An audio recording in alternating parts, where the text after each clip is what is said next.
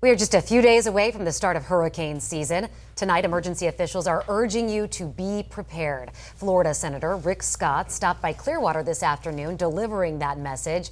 10 Tampa Bay's political reporter Aaron Parsegian is there live tonight. And Aaron, this stop comes while there's a lot of concerns about FEMA tonight. Yeah, there have been growing concerns about FEMA's readiness entering this hurricane season, even their role moving forward. So we asked the senator about that.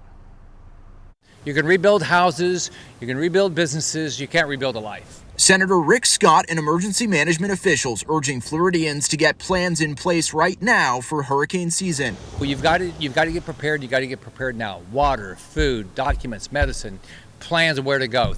All these things you've got to get ready now. The senator's local stop comes amid growing concerns over federal readiness. FEMA has gone through turmoil in recent weeks. Their acting head let go. An internal review reportedly showing grappling with staff cuts and understanding their role as the Trump administration has pushed for eliminating the agency and giving states money to shoulder response. A DHS official says the report is grossly out of context and they are fully activated, something Senator Rick Scott says he's been assured of as well. The Secretary of Homeland Security, Kristi Noem, testified last week in Homeland Security Committee, which I'm on, and I said, are you ready?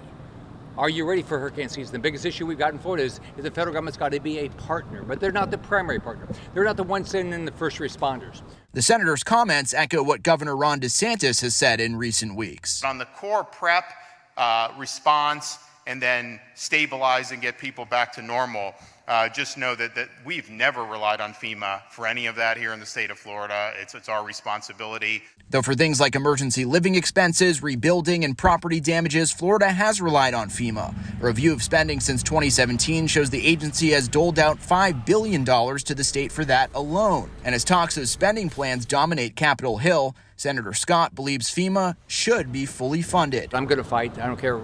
It shouldn't be a partisan issue. I believe it'll get funded. I'm going to work hard to make sure it is. And in the meantime, Senator Scott and the other officials that were here tonight really hammering that point on of how important it is to have your plans in place ahead of hurricane season, making sure you know your evacuation zone and have a plan in place if those orders do come down at some point. We're live in Clearwater. Aaron Parsegian, 10 Tampa Bay.